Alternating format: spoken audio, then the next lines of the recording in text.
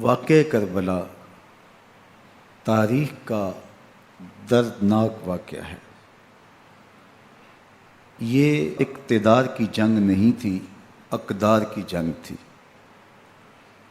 دو شخصیتوں کی لڑائی نہیں تھی، دو نظریات کا ٹکراؤ تھا۔ یہ حق اور باطل کا معرکہ تھا۔ یزید ظلم کا استعارہ ہے، حسین ابن علی امن کی علامت ہے۔ یزید جبر کا پتلا ہے، حسین صبر کا پیکر ہے۔ یزید اپنی بدطینت فطرت اور اپنی طبع ناہموار کے باعث دنیا پر ذلت و رسوائی، ظلم، جبر، جور و زیادتی کی علامت بن کے ابھرا، اور حسین ابن علی رضی اللہ تعالی عنہ حق و صداقت کا نشان بن کے ابھرا۔ کربلا کے تپتے ہوئے ریگزار میں حسینی اور یزیدی دو کردار سامنے آتے ہیں۔ اقبال نے کہا تھا، موسیٰ و فرعون و شبیر و یزید، ایند و قوت از حیات آید پدید، زندہ حق از قوت شبیری است، باطل آخر داغ حسرت میری است، سرخ رو عشق غیور از خون او، شوخی ای مصرع از مضمون او، تا قیامت قطع استبداد کر، موج خون او چمن ایجاد کر۔ یزید بہدل کی بیٹی محسون کا ناپاک بیٹا تھا، اور حسین محمد عربی کی بیٹی فاطمہ کا شہزادہ تھا۔ یزید دمشق کے اطراف میں سرجون اور جریر، اختل جیسے اوباشوں کے جھرمٹ میں پل کے جوان ہوا۔ حسین کے گھر کا دروازہ مسجد نبوی کے اندر کھلتا تھا۔ یزید نشے میں دھت ہو کر کے نمازیں چھوڑ دیتا تھا۔ حسین کی کربلا کے اندر بھی نماز تہجد قضا نہیں ہوئی۔ یزید ظلم کا دوسرا نام ہے، حسین امن کی علامت ہے۔ یزید نے زندگی میں ایک مرتبہ حج کیا اور شراب کے مٹکے ساتھ لے کے آیا، اور اختل اور دیگر گویوں اور مغنیوں کو اپنے ساتھ رکھا تاکہ سفر آسانی سے کٹے۔ حسین ابن علی نے 25 حج سواری ہونے کے باوجود پیدل کیے۔ یزید حج بیت اللہ کے بعد مدینہ المنورہ آیا اور شراب کی ایک مجلس بپا کی۔ حضرت امام حسین رضی اللہ تعالی عنہ جب وہاں پہنچے تو شراب کی پھیلی ہوئی بدبو کو محسوس کرتے ہوئے فرمایا، یہ بو کیسی ہے؟ تو نشے میں دھت یزید بولا، یہ شام میں بنتی ہے، اور ایک جام منگوایا اور اس کو پیتے ہوئے دوسرا جام حضرت امام حسین رضی اللہ تعالی عنہ کی طرف بڑھاتے ہوئے کہا، ابا عبداللہ لیجئے۔ تو حضرت امام حسین رضی اللہ تعالی عنہ نے فرمایا، میں اس کی طرف دیکھتا بھی نہیں ہوں، اور پھر وہ عشقی اشعار پڑھنے لگا۔ جب یزید کی شراب نوشی کا منظر امام حسین رضی اللہ تعالی عنہ اپنی آنکھوں سے دیکھ چکے تھے، تو مجھے بتاؤ یزید کے ہاتھ پہ امام حسین کا پاک ہاتھ کیسے آتا؟ حضرت امام حسین رضی اللہ تعالی عنہ جس ماحول میں پلے تھے، جس ماحول میں پرورش پائی تھی، جس ماحول میں رہے تھے، وہ پاکیزہ اور تقدس مآب ماحول تھا۔ اور یزید کبھی اطراف دمشق میں، کبھی غوطہ میں، کبھی الخضرہ محل میں، اور کبھی کہاں اور کبھی کہاں داد عیش دیتا رہا اور لہو و لعب کے اندر مصروف رہا، اور اس کی زندگی ان چیزوں سے عبارت تھی۔ وہ محرمات کو حلال قرار دیتا، شراب نوشی اس کی ہڈیوں میں رچی ہوئی تھی، اور شریعت بیضا کا مذاق اڑایا کرتا۔ اور حسین ابن علی رضی اللہ تعالی عنہ کی دوستیاں جن لوگوں سے تھی وہ عبداللہ ابن عباس تھے، عبداللہ ابن عمر تھے، حضرت عبد الرحمن بن ابو بکر رضی اللہ تعالی عنہ تھے۔ یزید تو جوا کھیلتا رہا، یزید تو قمار بازی کرتا رہا، یزید تو شراب نوشی کرتا رہا، اور حسین ابن علی مسجد نبوی کے ممبر میں حضور کے پہلوؤں میں بیٹھتے رہے۔ زمانے نے وہ منظر دیکھا کہ سرخ رنگ کے جوڑے پہنے ہوئے حسنین کریمین حجرہ فاطمہ سے نکلتے ہیں، کم عمری کی وجہ سے کبھی گرتے ہیں کبھی سنبھلتے ہیں، اور آقا کریم خطبہ ارشاد کر رہے ہیں، خطبہ چھوڑ کے حضور نے شہزادوں کو اٹھا لیا۔ وہ منظر بھی زمانے نے دیکھا۔ حضرت عبداللہ بن شداد کہتے ہیں کہ حضور سجدے میں تھے اور سجدہ اتنا طویل ہو گیا، ہمیں لگا یا تو وحی کا نزول ہو رہا ہے یا پھر اللہ کا حکم آ گیا اور اللہ کے محبوب کی روح قبض کر لی گئی۔ لیکن میں نے جب نظریں اٹھا کے ننکیوں سے دیکھا تو کیا منظر تھا کہ حسین ابن علی حضور کی پشت پہ بیٹھے ہوئے اور میرے آقا سجدے کو طول دے رہے ہیں۔ اللہ اکبر! حسین کے لیے پیغمبر کے سجدوں کو طول دیا جا رہا ہے۔ حسین ابن علی کبھی ممبر پہ حضور کی اطراف میں بیٹھتے ہیں، وہ منظر بھی دنیا نے دیکھا کہ حضور کے مبارک کندھوں پر حسین ابن علی بیٹھے ہیں اور حضور کی زلفوں کو پکڑا ہوا ہے۔ تو حضرت عمر رضی اللہ تعالیٰ عنہ دیکھ کے کہتے ہیں واہ واہ کیسی سواری میسر آئی حسین ابن علی کو۔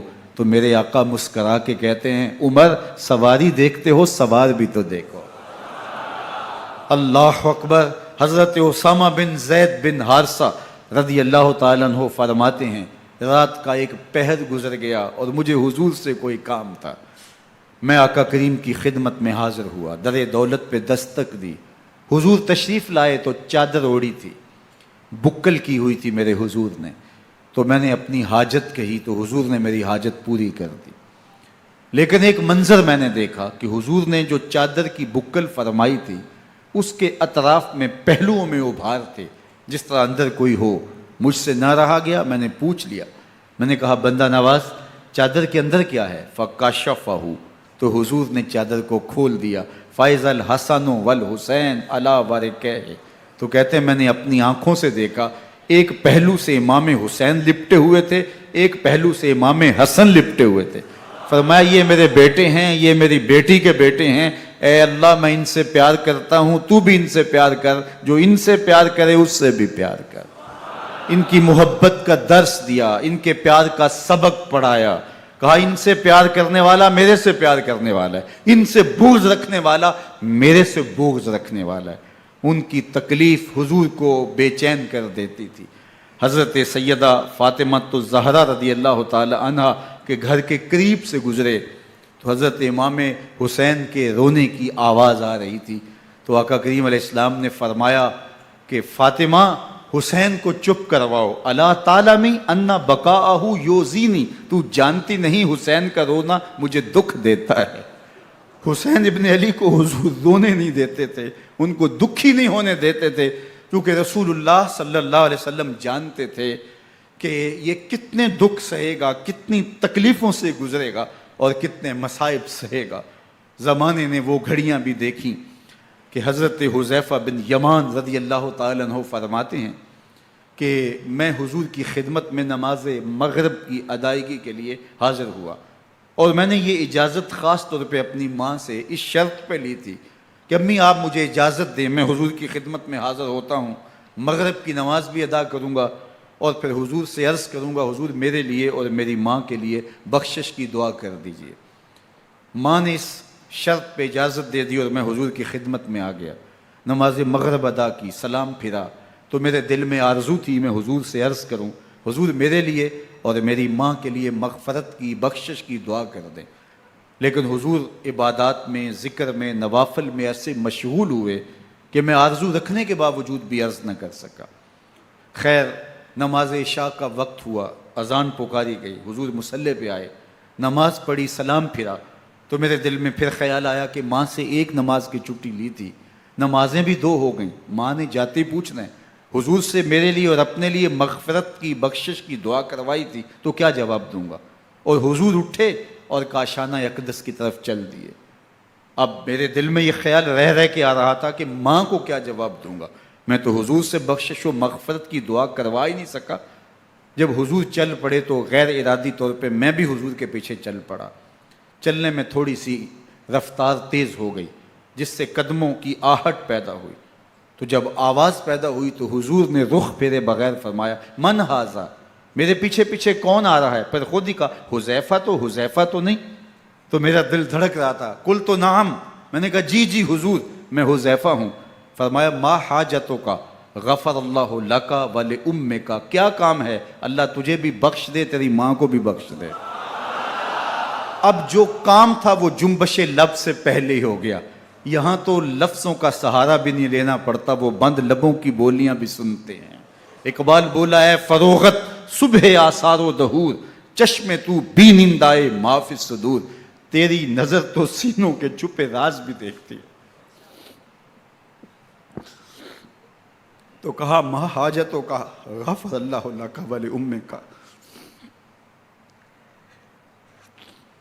اللہ تجھے بخش دے، تیری ماں کی بھی مغفرت کر دے، کیا کام ہے؟ اب جو کام تھا وہ تو ہو گیا۔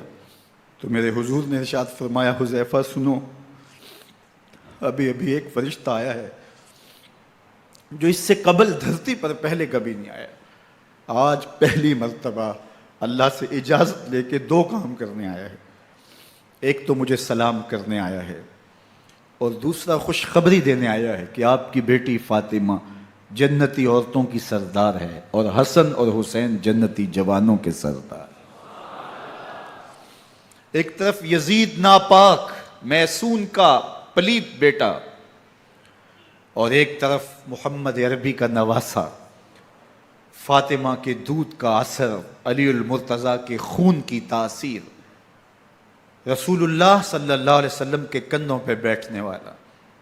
ایک دن حضور نے امام حسین رضی اللہ تعالیٰ عنہ کے ہاتھ پکڑ لیے اور ان کے پاؤں اپنے پاؤں پہ رکھے، اور پھر فرمایا بیٹے آگے بڑھو، اور ان کے پاؤں حضور کی پنڈلیوں پہ آئے۔ پھر کہا بیٹے اور آگے بڑھو، حتیٰ کہ ان کے پاؤں حضور کی رانوں پہ آئے۔ پھر فرمایا بیٹا اور آگے بڑھو، تو ان کے پاؤں حضور کے مبارک بطن اقدس پہ آئے۔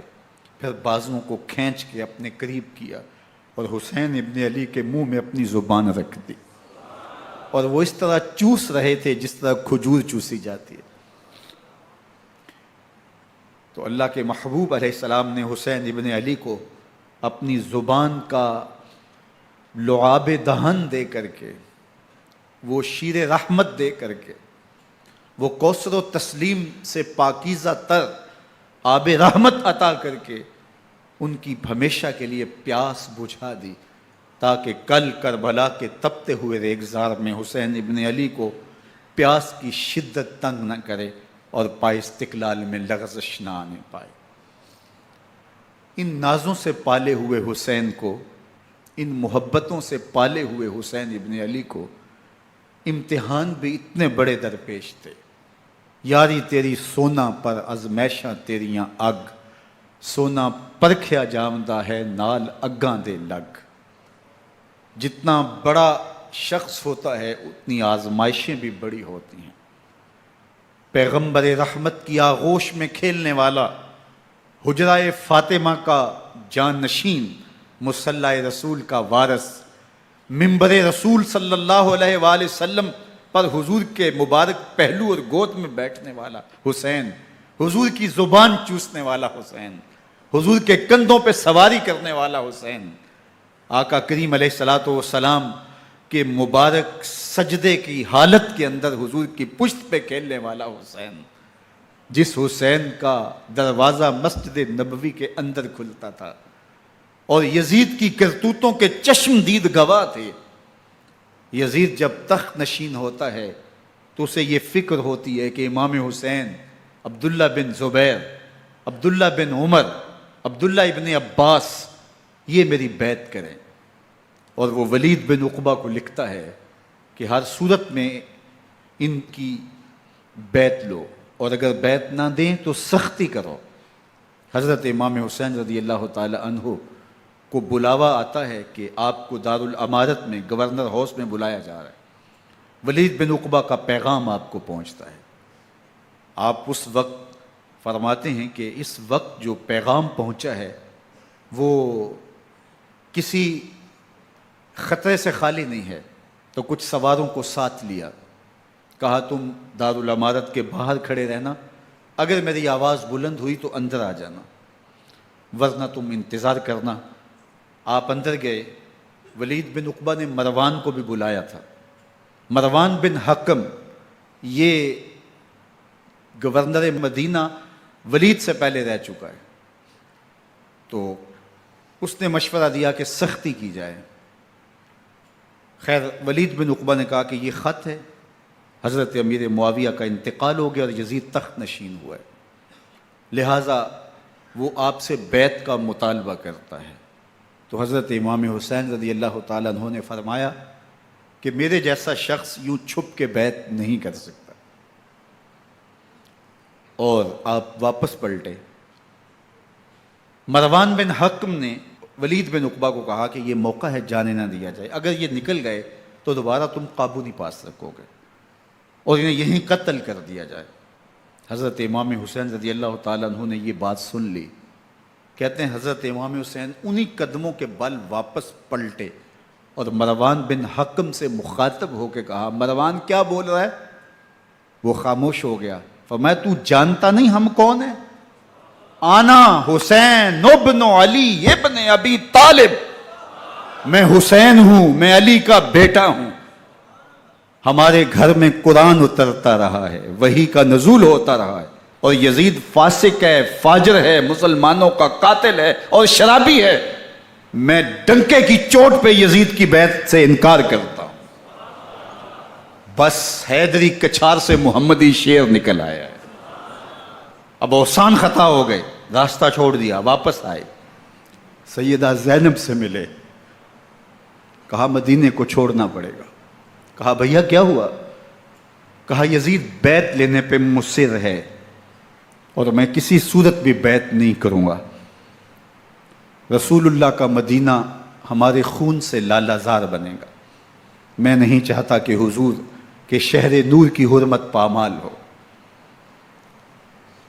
دوستو وہ کیسا منظر ہوگا جب حسین ابن علی نے آخری حاضری حضور کے روضے پہ دی ہو. حاجی یا معتمر 10 دن کے لیے، 8 دن کے لیے، 20 دن کے لیے مدینہ المنورہ عارضی سکونت اختیار کرتا ہے، اور حضور کے روضہ انور سے، اس شہر نور سے، ان گلیوں سے، ان بام و در سے ایسا مانوس ہو جاتا ہے کہ جب واپس پلٹ رہا ہوتا ہے ان دعاؤں کے ساتھ کہ دوبارہ آنا بھی نصیب ہو، اور اسے لگتا ہے کہ میں دوبارہ بھی بلایا جاؤں گا، لیکن اس کے باوجود شہر حبیب چھوڑنا قیامت سے کم نہیں ہوتا. اعظم چشتی مرحوم آخری بار جب حضور کے روضہ انور پہ گئے تو بیمار تھے، ویل چیئر پہ تھے. باب بقی سے باہر نکلے تو خادم سے کہا کہ میری ویل چیئر پیچھے سے کھینچو تاکہ میرا رخ روضہ انور کی طرف رہے. اور وہ پیچھے سے کھینچتا چلا جا رہا ہے، اور جب باب مکہ سے پیچھے جنت البقیع کے قریب سے گنبد خضرا نگاہوں سے اوجل ہونے لگا تو اعظم چشتی مرحوم نے کہا، جاں بدن سے نکلتی ہے اعظم، جاں بدن سے نکلتی ہے اعظم، کوئی آسان ہے مدینے سے جدا ہونا، کوئی آسان ہے مدینے سے جدا ہونا. یہ اس شخص کی کہانی ہے جو 10 دن، 5 دن، مہینہ، 2 ماہ وہاں رہتا ہے اور پھر اس شہر کو چھوڑ کے آنا اس کے لیے آسان نہیں ہوتا. اور مجھے بتاؤ کہ حسین جو پیدا مدینے میں ہوا، جس کے گھر کا دروازہ مسجد نبوی کے اندر کھلتا تھا، جو مسجد نبوی کے اندر پرورش پا کے جوان ہوتا ہے اور مدینے کی گلیوں میں کھیلتا رہا، اس حسین ابن علی کے لیے مدینہ چھوڑنا، اور پھر وہ اس بات کا علم اور شعور رکھتے تھے کہ یہ آخری بار حضور کے در پہ حاضری ہے، دوبارہ اس شہر نور میں نہیں آ سکوں گا، تو کیا قیامت ہوگی اور کیا منظر ہوگا۔ محمد بن حنفیہ کے علاوہ خاندان نبوت کے جتنے لوگ تھے ان سب نے شہر مدینہ کو الوداع کہا، اور رات کے موقع میں مدینہ المنورہ کو، مسجد نبوی کو چھوڑ کر کے مکہ کی جانب عازم سفر ہوئے۔ 3 شعبان المعظم کو مکہ المکرمہ پہنچتے ہیں، ادھر کوفیوں کے خطوط آنے شروع ہو جاتے ہیں۔ حضرت امام حسین رضی اللہ تعالیٰ عنہ مسلم بن عقیل رضی اللہ تعالیٰ عنہ کو صورتحال معلوم کرنے کے لیے بھیج دیتے ہیں۔ 40,000 کوفی آپ کے ہاتھ پہ بیعت کر لیتے ہیں۔ ادھر 25 پیدل حج کرنے والے حضرت امام حسین 8 ذی الحج کو احرام باندھتے ہیں، لیکن آپ کو پتہ چلتا ہے کہ حاجیوں کے روپ میں قاتل چھپا دیے گئے، تو آپ اس احرام کو حج کی بجائے عمرے میں بدلتے ہیں اور کوفے کی جانب عازم سفر ہوتے ہیں۔ کائنات والو، ذرا سینے پہ ہاتھ رکھ کے دیکھو کہ یہ کتنا مشکل مرحلہ تھا۔ اس دین کی آبرو کو بچانے کے لیے حضرت امام حسین رضی اللہ تعالیٰ عنہ نے کتنا بڑا قدم اٹھایا۔ آپ کے بہیخہ، دوست، احباب عبداللہ بن عمر یہ سارے روکتے ہیں، عبداللہ بن عباس کہتے ہیں حضرت نہ جائیے، الکوفی لا یوفی، کوفی کبھی وفا نہیں کرتے، آپ کے والد کو وہاں شہید کیا گیا، لیکن آپ ایک فرض کو نبھانے جا رہے ہیں۔ میرے غم گسارو، میرے مہربانوں، نہ روکو مجھ کو جانے دو، مجھے نانے کے دی کی ڈوبتی کشتی بچانے دو، میں جاتا ہوں کہ دنیا پر وفا کا نام رہ جائے، میں رہوں نہ رہوں پر عظمت اسلام رہ جائے۔ میں نہیں جاتا تو نبی کے گھر کی آن جاتی ہے، میں نہیں جاتا تو نبی کے گھر کی آن جاتی ہے، تمہارا دین جاتا ہے، میری غیرت ایمان جاتی ہے۔ حضرت امام حسین یہاں سے چلتے ہیں، ابھی راستے میں ہی پہنچتے ہیں کہ یہ خبر آتی ہے کہ کوفے والوں نے بے وفائی کر دی، حضرت مسلم بن عقیل رضی اللہ تعالیٰ عنہ کو شہید کر دیا گیا، نعمان بن بشیر معزول کر دیے گئے، ابن مرجانہ ابن زیاد وہاں متعین کر دیا گیا جو سخت گیر شخص تھا، اور اس نے لوگوں کو ڈرایا دھمکایا، اور کوفے کے لوگوں کے دل بدل گئے اور وہ بیتیں توڑنے لگے۔ وہ منظر مسجد کوفہ کا کتنا دلگداز تھا، جب امام نماز کے لیے کھڑے ہوئے تو 40,000 لوگ آپ کے پیچھے تھا۔ جب سلام پھیرا اور امام نے دیکھا کہ پیچھے لوگ نہیں ہیں، پھر لوگوں نے اپنے دروازے بھی بند کر لیے۔ رات کی تنہائیاں ہیں اور حضرت مسلم بن عقیل کو کوئی پناہ دینے والا نہیں ہے، لوگوں نے دروازے بند کر لیے کہ کہیں ہمارے گھر میں نہ آ جائیں اور ہم مشقت اور حکومتی تشدد کا شکار نہ ہوں۔ کتنا دردناک لمحہ ہے حضرت مسلم بن عقیل رضی اللہ تعالیٰ عنہ پہ، اور پھر حضرت مسلم بن عقیل بے دردی سے شہید کر دیے جاتے ہیں۔ آپ ابھی راستے میں ہیں، یہ ساری کہانی پہنچتی ہے کہ حضرت مسلم شہید کر دیے گئے اور بے دردی سے شہید کر دیے گئے۔ وہ جنہوں نے خط لکھے تھے کہ ہم آپ کے ساتھ ہیں اور ہم منتظر ہیں، چشم برا ہیں، آپ کے قدموں کی چاپ سننے کے لیے بےتاب ہیں، آج انہوں نے بیتیں توڑ دی، 40,000 کوفی منحرف ہو گئے۔ مسجد کوفہ کا وہ منظر کس قدر روح کو تڑپا دینے والا تھا۔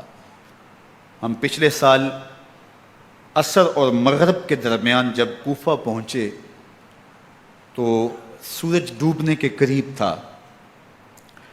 میں نے اپنی زندگی میں اتنا اداس موسم کہیں نہیں دیکھا جتنا اداس موسم کوفے میں دیکھا۔ ایسے لگتا تھا جس طرح کوفے کی آب و ہوا آج بھی شرمندہ ہے۔ جو مسلم بن عقیل اور خاندان نبوت کے ساتھ اہل کوفہ نے کیا، حضرت امام حسین رضی اللہ تعالیٰ عنہ کو ان کے بہی خواہوں نے، اعزاء نے، اقربا نے، دوستوں نے، آوان و انصار نے، ساتھیوں نے کہا کہ حضرت حالات یکسر تبدیل ہو گئے، اب ہمیں مراجعت کر جانی چاہیے، واپس پلٹ جانا چاہیے۔ تو حضرت امام حسین کافی سوچ بچار میں رہے، پھر اس کے بعد آپ نے فیصلہ کیا کہ ہم آگے بڑھیں گے۔ دوستوں نے کہا کہ حضرت اگر آپ آگے بڑھیں گے تو ہمیں لگتا ہے کہ وہ آپ کے ساتھ سلوک اچھا نہیں کریں گے اور آپ بچوں کے سامنے پیاسے شہید کر دیے جائیں گے۔ تو حضرت امام حسین رضی اللہ تعالیٰ عنہ نے وہاں ایک خطبہ ارشاد فرمایا کہ لوگو تم جو مجھے بتا رہے ہو مجھے اچھی طرح معلوم ہے، جو تم مجھے منظر پیش کر رہے ہو وہ میری نگاہوں میں ہے، اور جو کچھ ہونے والا ہے چشم تصور وہ منظر دیکھ رہی ہے۔ چونکہ حضرت امام حسین رضی اللہ تعالیٰ عنہ کی شہادت کی خبر حضرت امام حسین کے پیدا ہوتے ہی خاندان نبوت میں عام تھی۔ حضور علیہ الصلوۃ والسلام کو یہ بات جبریل امین نے آ کے بتائی تھی جب حسین ابن علی کے ساتھ حضور محبت کا اظہار کر رہے تھے، تو یہ جبریل امین نے آ کے کہا تھا حضور آپ کا یہ بیٹا ارض طف میں شہید کر دیا جائے گا، اور کربلا کی مٹی لا کے حضور کو دی اور ام سلمہ کو حضور نے عطا کر دی۔ حضرت ام سلمہ کہتی ہیں کہ ایک دن میں سوئی تو خواب دیکھا کہ حضور کے مبارک بال بکھرے ہوئے ہیں اور سخت پریشان ہیں، تو میں نے کہا کہ حضور آپ کی یہ کیا حالت ہے؟ وَبِيَدِهِ قَارُورَةٌ، اور حضور کے ہاتھ میں ایک شیشی ہے، فِيهَا دَمٌ، جس کے اندر خون ہے۔ تو میں نے کہا حضور یہ کیا؟ فرمایا میں قتل گاہ حسین سے آ رہا ہوں اور یہ حسین ابن علی کا خون ہے۔ تو کہا 10 محرم کا دن تھا، دوپہر کا یہ منظر تھا، میں قیلولہ کر کے اٹھی، جب میں نے دیکھا تو وہ شیشی جس میں کربلا کی مٹی رکھی تھی وہ خون بن چکی تھی۔ تو یہ خبر پہلے دی گئی تھی، یہ بتا دیا گیا تھا۔ فرمایا میرے دوستو جو تم مجھے بتاتے ہو میں اس سے بے خبر نہیں ہوں، یہ سب کچھ ہونے والا ہے، لیکن اس کے باوجود میں کیوں جا رہا ہوں؟ تو آپ کا ایک تاریخ ساز جملہ ہے جو کربلا کے فلسفے کو ہمارے سامنے رکھتا ہے کہ یہ اتنا بڑا امتحان کیوں دیا۔ حضرت امام حسین رضی اللہ تعالیٰ عنہ نے فرمایا وَلَكُمْ فِيَّ أُسْوَةٌ، میں اس لیے جا رہا ہوں قیامت تک ظلم، جبر اور ناانصافی کے خلاف کھڑے ہونے والوں کے لیے کوئی نمونہ تو ہو۔ میری زندگی قیامت تک ظلم، جبر اور استحصالی نظام کے خلاف کھڑے ہونے والوں کے لیے نمونہ ہے۔ تو حضرت امام حسین رضی اللہ تعالیٰ عنہ نے حق اور باطل کے درمیان ایک سرخ لکیر کھینچ دی اپنے خون سے۔ اب حق اور باطل کا امتیاز کرنا مشکل نہیں ہے، کوئی باطل پہ اڑا رہے تو الگ بات ہے، لیکن امتیاز کرنا مشکل نہیں ہے۔ حدود بالکل واضح کر دیں۔ اقبال نے یہاں کتنی خوبصورتی کے ساتھ اس مضمون کو نبھایا۔ سرخ رو عشق غیور از خون او، شوخی این مصرع از مضمون او، تا قیامت قطع استبداد کر، موج خون او چمن ایجاد کر۔ ایک جہاں آباد کر دیا، حق اور باطل کی راہیں اجال دی۔ اب لوگوں کو یزید کا چہرہ پہچاننے میں دیر نہیں لگتی، وقت کے ہر یزید کا چہرہ آسانی سے پہچانا جا سکتا ہے۔ یہ معرفت زمانے کو کروائی کس نے؟ حسین ابن علی نے کروائی رضی اللہ تعالی عنہ۔ تو حضرت امام حسین نے فرمایا کہ جو میرے ساتھ ہونے والا ہے میں اچھی طرح جانتا ہوں، لیکن میں اس کے باوجود آگے بڑھوں گا۔ پھر بڑھے اور کربلا میں جا کے خیمہ زن ہو گئے۔ 7 محرم کو پانی بند کر دیا گیا۔ پانی بند ہوا تو کھانا بھی میسر نہیں تھا، لیکن ذکر پانی کا ہوتا ہے اس لیے کہ کھانے کے بغیر انسان کئی دن کاٹ لیتا ہے، لیکن پانی کے بغیر گزر نہیں ہوتی۔ تو فرات کی نہر سامنے اپنی موجوں کے ساتھ چمک رہی ہے، لیکن ایک قطرہ آب بھی آل رسول کو نہیں دیا جا رہا۔ کائنات کے اندر ایسے انوکھے امتحان بھی ہوتے ہیں۔ وارثوں ساقی کوثر کے، مالک ہوں حوض کوثر کے، اور بیٹے ہوں ساقی کوثر کے، اور آج ایک بوند پانی کی بھی میسر نہ ہو۔ صبر کا امتحان ہے، عزیمت کا امتحان ہے۔ حضرت امام حسین رضی اللہ تعالیٰ عنہ خیمہ زن ہو گئے۔ 3 دن تک پانی بند رہتا ہے۔ 9 محرم کو رات کی تنہائی میں حملہ آور ہونا چاہتے ہیں، لیکن آپ نے کہا کہ ہمیں اللہ کے حضور عبادت اور ذکر کے لیے وقت دیا جائے۔ ساری رات ذکر میں گزرتی ہے، عبادات میں گزرتی ہیں۔ رات کے اندھیرے میں آپ چراغ بجھا دیتے ہیں۔ آوان و انصار کو کہتے ہیں کہ ان کی دشمنی میرے ساتھ ہے، انہیں میرا خون چاہیے، اگر تم رات کی تاریکی میں نکل جاؤ تو میں تم سے کوئی مواخذہ نہیں کروں گا، اور یہ بھی تمہارا پیچھا نہیں کریں گے، اس لیے کہ ان کا مطلوب تم نہیں ہو، ان کا مطلوب میں ہوں۔ جب چراغ جلایا تو کوئی بھی نہیں گیا۔ مسلم بن نوسجہ کھڑے ہو کے کہتے ہیں حضرت اگر ہمارے بدن کو 70 بار کاٹا جائے اور جلایا جائے اور ہواؤں میں اڑا دیا جائے پھر بھی آپ کا ساتھ نہیں چھوڑیں گے۔ 70 سال کے بوڑھے ہیں حبیب بن مظاہر، کہتے ہیں حضرت آپ کو چھوڑ کے جائیں کہاں، آپ کو چھوڑ کے جائیں کہاں؟ کوئی ساتھ چھوڑنے کے لیے تیار نہیں ہے۔ پیاس ہے، سخت گرمی ہے، کربلا کا ماحول ہے، 72 افراد اور خاندان کی خواتین میدان کربلا میں خیمہ زن ہیں۔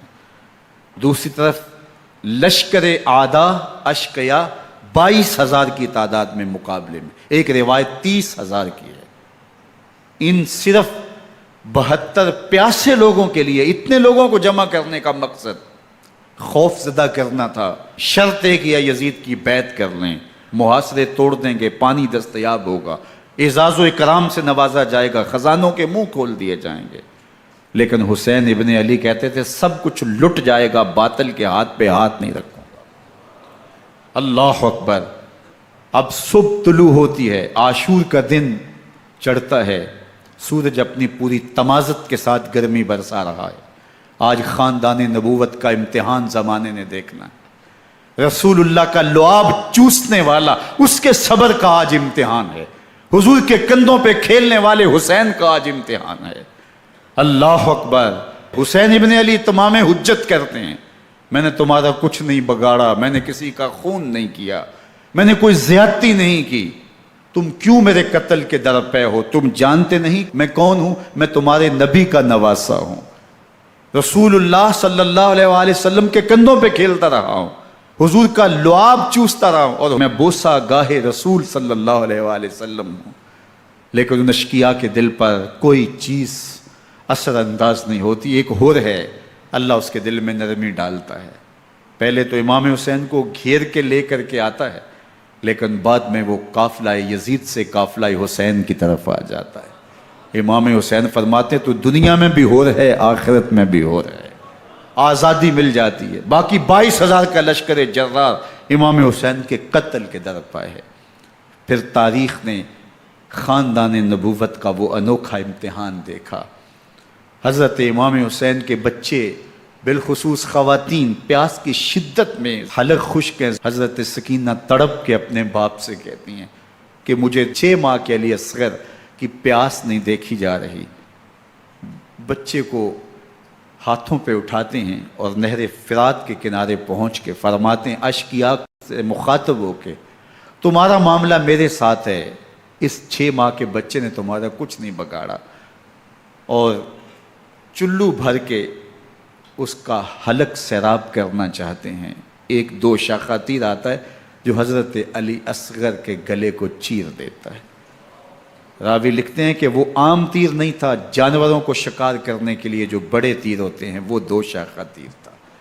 وہ گردن کو کاٹ دیتا ہے، خون بہنے لگتا ہے، گردن لٹک جاتی ہے۔ حضرت امام حسین وہ بہتا ہوا خون اپنے چلو میں لیتے ہیں اور آسمان کی طرف اچھال کے کہتے ہیں مالک حسین کی یہ قربانی بھی قبول فرما۔ یہ تماشا لبے بام نہیں ہے۔ بچہ بیمار ہو، ڈاکٹر جواب دے دیں، ماں باپ کے ہاتھ پھول جاتے ہیں۔ زندگی کی سانسیں ابھی چل رہی ہوتی ہیں، لیکن ڈاکٹر کہے کہ یہ میرے بس کا روگ نہیں ہے، کہیں اور لے جاؤ، تو زندگی کا لف و نشر غیر مرتب ہو جاتا ہے۔ میں سلام پیش نہ کروں حسین ابن علی کو، 6 ماہ کا علی اصغر ہاتھوں میں دم توڑتا ہے، گردن لٹک جاتی ہے، خون بہہ رہا ہے۔ اب خیموں کی طرف بڑھ رہے ہیں لیکن زبان پہ شکایت نہیں ہے، کہتے ہیں مالک حسین کی یہ قربانی قبول کر لے۔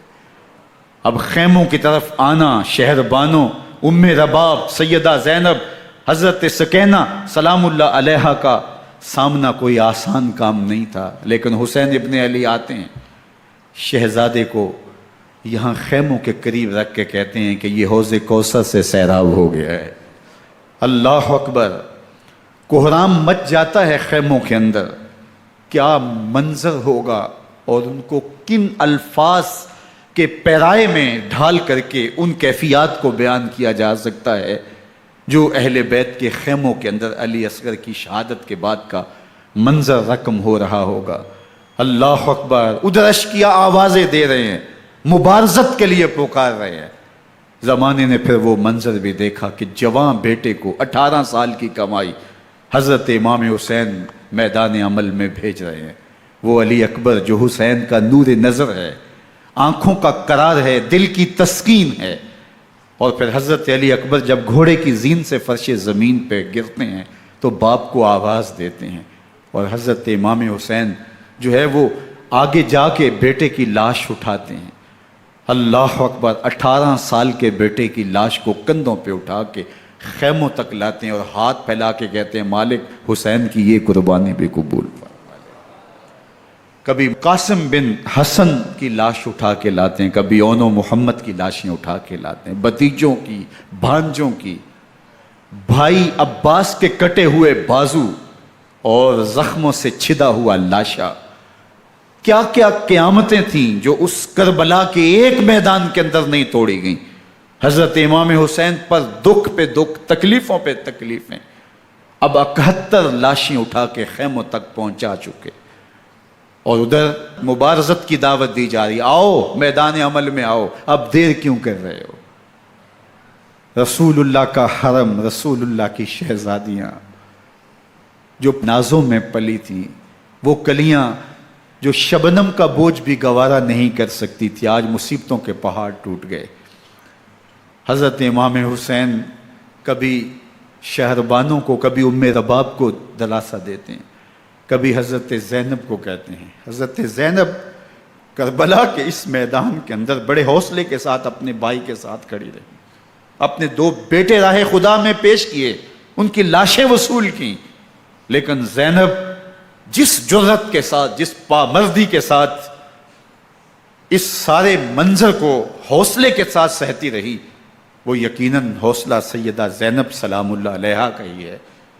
لیکن یہ وہ منظر تھا کہ زینب کا دل بھی ڈول گیا جب حسین ابن علی گھوڑے پہ بیٹھنے لگے اور ان کو گھوڑے میں بٹھانے والا کوئی نہیں تھا، اور جو بھی سوار جاتا پھر واپس اس کی لاش ہی آتی اور حسین ابن علی لے کے آتے۔ آج حسین ابن علی جا رہے ہیں، زندگی کا سارا سرمایہ لٹ رہا ہے، حضرت زینب سلام اللہ علیہا سنبھل نہیں رہی۔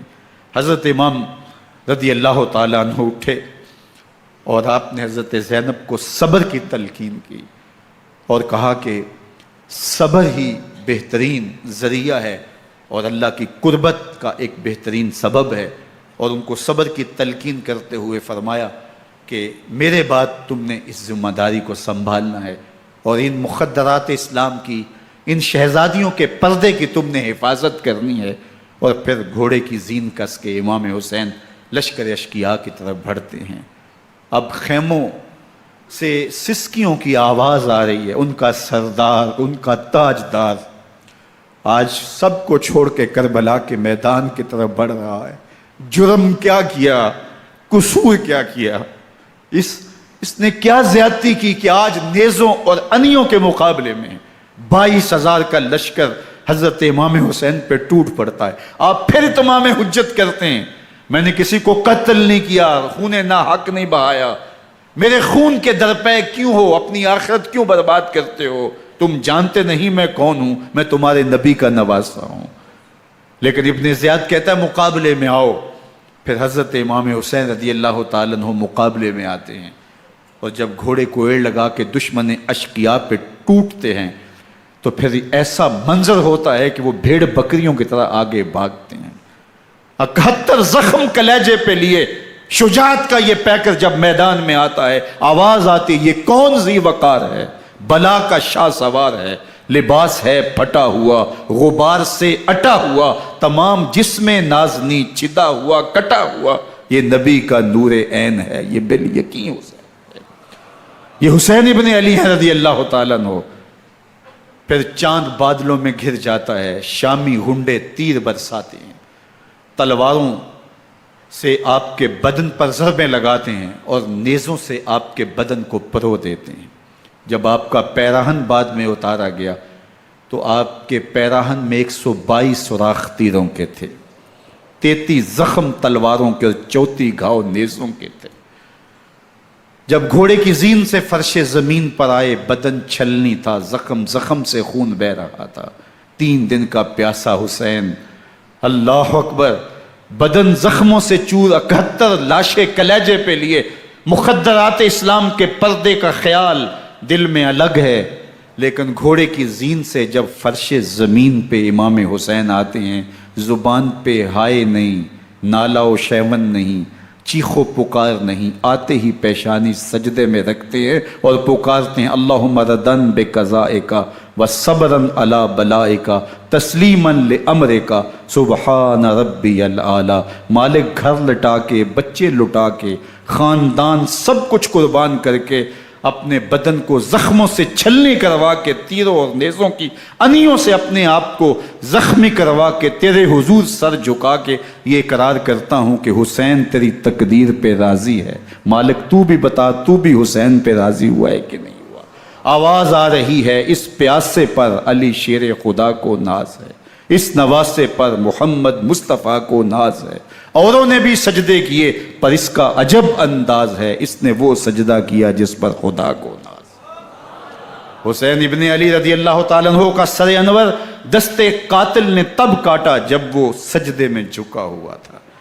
یزید نے کہا میں بیعت لوں گا، امام حسین نے کہا کبھی بھی نہیں دوں گا، یہ سر کٹ سکتا ہے جھک نہیں سکتا۔ سر کاٹ کے نیزے کی نوک پہ چڑھا دیا گیا اور یہ اس بات کا اعلان تھا کہ ہم جیت گئے اور حسینی ہار گئے، اور لشکر یزید میں غوغا مچ گیا، نقارے بجنے لگے کہ ہم جیت گئے، دیکھو امام حسین شہید کر دیے گئے، اور سر کاٹ کے نیزے کی نوک پہ چڑھایا گیا۔ لیکن لشکر یزید سے ہی آواز آئی یہ کیسا سر ہے جو کٹ کے بھی سر بلندی ہے، کٹ گیا ہے پھر بھی اونچا ہے، اللہ اکبر، یہ سر سجدے میں کٹا ہے، رب کے حضور عبادت کی حالت میں کٹا ہے۔ حسین آج بھی سجدے میں ہے، اللہ اکبر، حسین آج بھی سجدے میں ہے، بلکہ کٹے ہوئے سر کا رخ زمین کی جانب تھا اور کٹی گردن آسمان کی طرف، یوں نیزے پہ پرویا گیا۔ اللہ اکبر، ایک شاعر نے نقشہ کھینچا، بآنکھ سر نیزے پہ اور سوئے زمیں ہے روح، یعنی سجدہ ثانی کی ہے آرزو۔ رکعت کے 2 سجدے ہوتے ہیں، ابھی ایک سجدہ ہوا تھا کہ دست قاتل نے سر کاٹ دیا، کہا حسین کی پیشانی میں دوسرے سجدے کی تمنا مچل رہی ہے۔ یہ تھا حسین ابن علی کا سجدہ، ساری زندگی رب کے حضور سجدہ قضا نہیں ہونے دیا۔ آج پانی نہیں ہے، اللہ اکبر، آج تیمم کر لیتے ہیں، آج اپنے خون کو اوڑ کر کے حسین نے اپنی پیشانی اپنے مالک کے حضور جھکا کر کے عظیمت کی وہ انوکھی داستان رقم کر دی کہ صدیاں گزرنے کے باوجود بھی ان کی یادوں کے چراغ روشن ہیں۔ جب حضرت امام حسین اور دوسرے آیان و انصار کو شہید کر دیا گیا تو ان کے سر نیزوں کی نوک پہ چڑھا دیے گئے، حضرت امام حسین کا کٹا ہوا سر اور باقی 71 افراد کے کٹے ہوئے سر نیزوں کی نوک پہ، اور 10 سواروں کو ابن سعد نے کہا کہ ان کو رون دو، اور گھوڑوں کی ٹاپوں تلے حضرت امام حسین رضی اللہ تعالیٰ عنہ اور ان کے آوان و انصار کو جو ہے وہ روندا گیا، حتیٰ کہ ان کی استخوان مبارک، ان کی ہڈیاں بھی چور چور ہو گئیں۔ روننے سے قبل ان کا لباس اتار لیا، ان کے کپڑے اتار لیے گئے۔ اللہ اکبر، کیسی دردناک گھڑیاں تھیں۔ یزید کا صرف یہی بد کرداری کا مرحلہ نہیں تھا، اس کربلا کے صحرا کے اندر یزید نے جس طرح امام حسین رضی اللہ تعالیٰ عنہ کو شہید کیا اور حضرت امام حسین کے خاندان کو شہید کیا، جب مدینہ المنورہ پر یزید نے مسلم بن عقبہ کو مقرر کیا، جس کو بزرگوں نے مصرب بن عقبہ کہا ہے، تو اس کو کہا 3 دن تک مدینے کا حرم تمہارے لیے حلال ہوگا، جو چاہو تم کرنا، اور شامی فوجوں کو اجازت ہوگی۔ تو وہاں بھی انہوں نے 10,000 تابعین اور 700 صحابہ کو شہید کیا۔ حضرت ابو سعید خدری رضی اللہ تعالیٰ عنہ گھر سے باہر نکلے، کافی بوڑھے ہو چکے تھے، تو انہوں نے حضرت ابو سعید خدری کو پکڑ لیا، کہا تم کون ہو؟ کہا مجھے ابو سعید خدری کہتے ہیں۔ تو کہا ہاں تمہارا نام سنا ہے، اور داڑھی سے پکڑ کے کھینچا اور کہا کہ ہے تمہارے پاس جو ہمیں دو؟ تو کہا کہ میرے پاس تو کچھ بھی نہیں، میں تو فقیر آدمی ہوں۔ تو ان کے گھر ان کو لے گئے، تو 2 کبوتر رکھے تھے حضرت ابو سعید خدری نے، تو وہ کبوتر لوٹ کے لے گئے۔ اللہ اکبر۔ حضرت ابن سنان رضی اللہ تعالیٰ عنہ کو، جو حضور کے علم بردار تھے فتح مکہ کے دن، ان کو ستو پہلے پلائے اور پھر ان کی گردن کاٹی گئی، اور کہا یہ ہے وہ ستو جو تم زندگی میں آخری بار پیو گے۔ ایک گھر میں داخل ہوئی شامی فوج، تو ایک خاتون کے ابھی بچہ پیدا ہوا تھا، اور قابلہ نے، دائیا نے وہ بچہ ماں کی چھاتی پہ لٹایا، اور وہ ماں کا پہلا دودھ پی رہا تھا۔ تو یہ جا کے کہنے لگے نکالو تمہارے پاس جو کچھ ہے۔ تو اس خاتون نے کہا تم جانتے ہو یہ بچہ کون ہے؟ تو انہوں نے کہا ہم نہیں جانتے۔ کہا یہ حضرت ابن ابی کبشہ انماری رضی اللہ تعالیٰ عنہ کا بچہ ہے، اور یہ وہ صحابی ہیں کہ جو بیت الشجرہ کے موقع پہ حضور کے ہاتھ پہ بیعت کرتے ہیں۔ انہوں نے اس چیز کا لحاظ نہ کیا کہ جو کچھ ہے وہ ہمیں دو، ورنہ تیرے بچے کو نہیں چھوڑیں گے۔ تو ماں بچے سے مخاطب ہو کے کہتی ہے، ابھی بچہ پیدا ہوا ہے اور ماں سے پہلا دودھ پی رہا ہے، کہ بیٹے اگر میرے پاس کچھ ہوتا، وہ قیمتی سے قیمتی چیز بھی ہوتی، تیری جان کے لیے قربان کرتی، لیکن اس وقت میرے پاس کچھ ہے نہیں۔ تو ایک شکی آگے بڑھا اور بچے کو ایک ٹانگ سے پکڑ کے کھینچ کے دیوار کے ساتھ پٹک کے مارا، جس سے دماغ کا بھیجا نکل گیا۔ کیا کیا زیادتیاں نہیں کی۔ 700 صحابہ حرہ کے واقعہ میں شہید کیے یزید نے، اور 10,000 تابعین شہید کیے۔ مسجد نبوی میں ممبر رسول کے ساتھ گھوڑے باندھے، اور وہ ممبر رسول اور مصلی رسول کے قریب لید کرتے رہے۔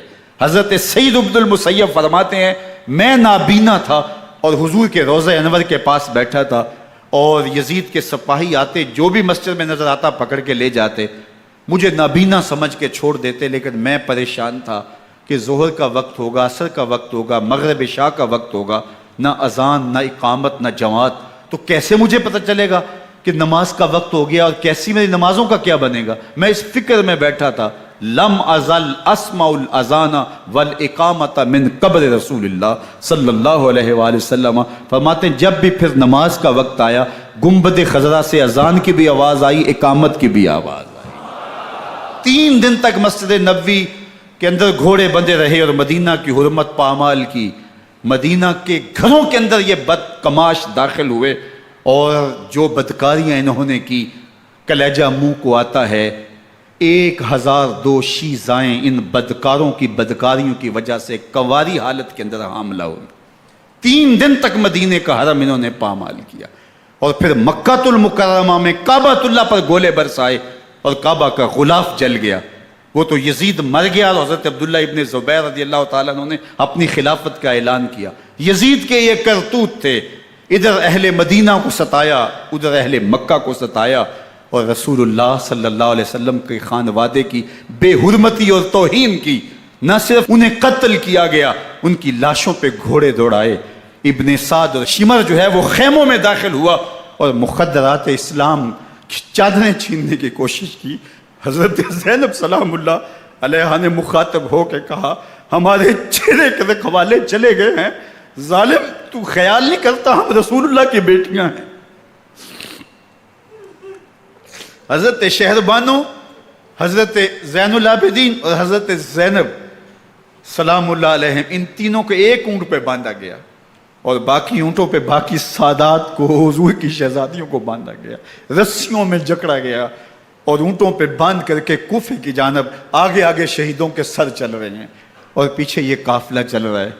اور جب یہ قافلہ وہاں سے گزرا جہاں لاشیں پڑی تھی، امام زین العابدین 14 سال کے تھے اور بیمار تھے، اور ان کا حوصلہ نہ ہوا، وہاں غشی ان کے اوپر آنے لگی، اور وہ منظر ابن کثیر نے، باقی لوگوں سب نے لکھا ہے کہ پھر جب ان کی یہ حالت ہوئی تو پھر سیدہ زینب سلام اللہ علیہ، جنہوں نے ابھی تک بڑے حوصلے کے ساتھ ساری مشکلات کا مقابلہ کیا تھا، اب ان کے بندھن ٹوٹ گئے اور آنکھوں سے آنسو بہنے لگے، اور سیدہ زینب نے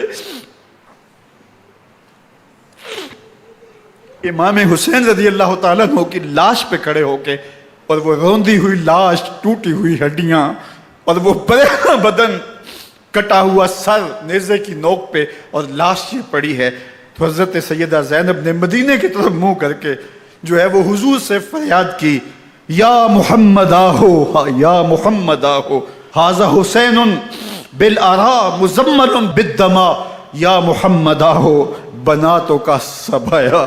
یا رسول اللہ، اے پیارے آقا، یا جد آہو، اے ہمارے نانا محترم، یہ دیکھیے آپ کا حسین پڑا ہوا ہے، بدن سے کپڑے اتار لیے گئے، خاک ہوائیں اڑا رہی ہیں، اور اس کے اوپر چادر جو ہے وہ مٹی کی پڑ گئی ہے۔ حضور آپ کی اولاد کاٹ دی گئی، اور پھر کہا بناتوں کا سبایا، حضور دیکھیے آپ کی بیٹیوں کے ہاتھ باندھ دیے گئے ہیں، اونٹوں پہ کس دیا گیا ہے، سر شہیدہ آگے آگے چل رہے ہیں، اور حضرت سیدنا امام حسین کا آگے آگے سر ہے۔ راستے کے اندر ایک جگہ آئی، رات گزری اور ان کو اتارا گیا۔ رات کا موقع تھا، ایک خاتون آئی اور اس نے کوئی کھانا پیش کیا ان کو، اور کہا کہ میں کسی زمانے میں حضرت سیدہ فاطمہ الزہرا کی نوکری کیا کرتی تھی، ان کی لونڈی تھی، ان کی کنیز تھی، اور آج مجھے پتہ چلا کہ آپ لوگ گزر رہے ہیں، تو میں نے کہا کہ میں اپنی مخدومہ کے خاندان کی خدمت کروں۔ اور پھر اس نے کہا کہ اس وقت سیدہ کی گود میں ایک 6-7 ماہ کی بچی تھی جس کو زینب کہا کرتے تھے، تو سیدہ زینب نے کہا کہ اماں اگر پہچانتی ہو تو وہ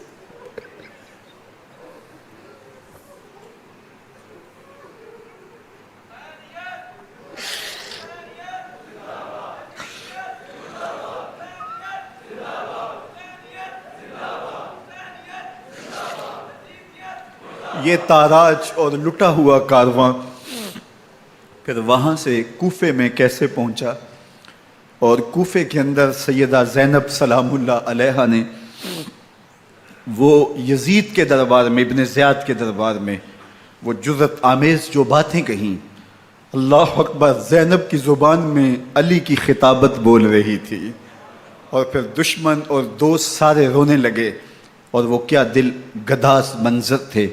اور پھر یہ سروں کا قافلہ اور سادات کرام کا مشکیں کسی ہوئی ہیں اور اونٹوں پہ باندھے ہوئے، ان کو وہاں سے پھر قادسیہ، اور قادسیہ سے پھر دمشق یزید کے دربار میں پہنچایا گیا، اور وہاں سے یہ لٹے ہوئے خانمہ برباد تاراج لوگ مدینہ المنورہ میں کیسے پہنچے، اور اہل مدینہ نے کیسے استقبال کیا، اور وہ منظر کتنا دلگداز تھا جب اہل مدینہ زینب سے پوچھتے تھے زینب حسین کہاں ہے؟